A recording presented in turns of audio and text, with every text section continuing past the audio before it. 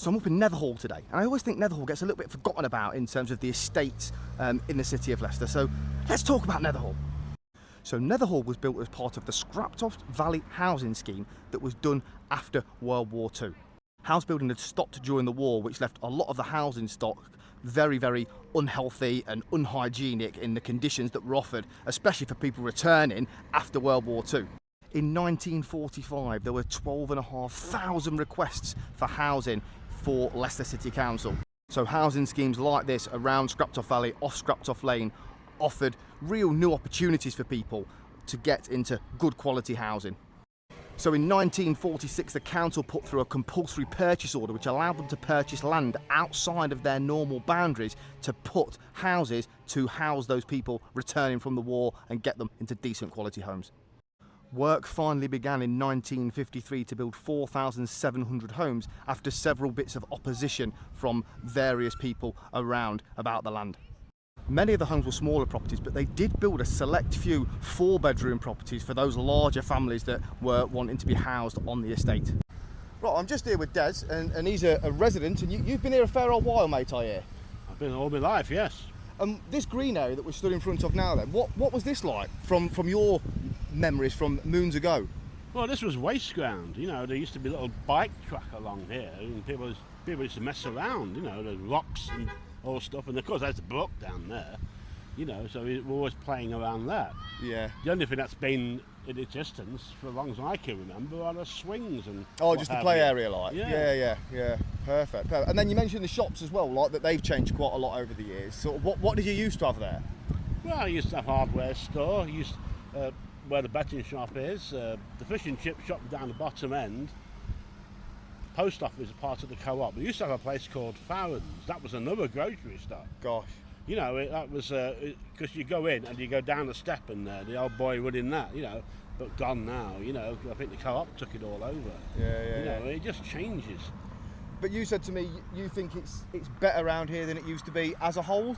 Well, all this is better because you got nice grass, you got trees, the kids to play around in safety. You know, it's quite nice. You know, I mean, especially this weather. Yeah, I mean, over there, over the side of the brook there, that's all very nice as well. You know, and it used to be a place with dog dirt. Oh yeah, well, times move on. Des, thanks very much for your help, mate. Really appreciate it. Yeah, you're welcome. By the mid-50s, primary schools were built, and there was even a couple of pubs that were then built at that time on the estate as well. You had the Golden Age and the Moat that were built here. The Moat's where McDonald's now is on the estate. There was also the Scrappy Valley Club, commonly known as the Scrappy Valley. It was the Scrappy Valley Working Men's Club. That was also constructed, again, in the mid-50s, in that sort of boom era after the war. Interestingly, the Scrappy Valley was built originally in like temporary sort of accommodation, I suppose, really, or temporary premises, and then moved into its full-time premises on Grantham Road in about 1963-1964. As we fast forward to modern day, we see that Netherhall has developed like many other of the council estates in the city of Leicester, in that we've got a very, very diverse demographic across here. They're very expensive compared to what they were sort of 15, 20 years ago, maybe like 2005 to 2010, when you were picking these houses up for less than £100,000. We're now talking well in excess of £200,000 for most of the property on here. Even the 2-bedroom property, because it is on this east side of the city, it is that little bit more expensive. Many of the properties here are concrete build, which was very common for the properties that were built after the war. There are a couple of other different types of construction about, but in the main, we're dealing with concrete council houses here. There are some newer developments dotted in and around the estate on old land that wasn't used anymore for council purposes, and they will mostly be of brick construction and a bit more modern, and probably, in all honesty, a little bit smaller as well. And as you've seen earlier, there's these bank of shops, and they've got those flats above them, also offering some very different accommodation to what you'd normally see in these parts of Leicester. So there we go, a little bit of a rundown on the Netherhall estate for you, the Scrappy Valley, however you want to call it. Des says it's changed quite a lot over the years, but he feels it's probably a little bit of a better place to live now than it used to be because of all this green space that we've got. The parks are much better. Whether the community centres are quite the same and being used the same, I'm not so sure.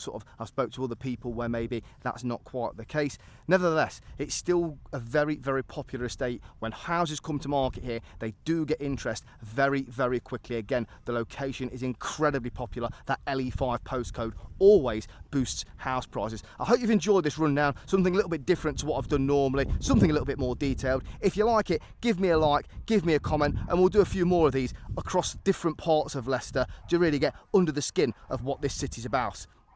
But I don't want to let you down. So if you've liked this little mini documentary, comment, where should I go next?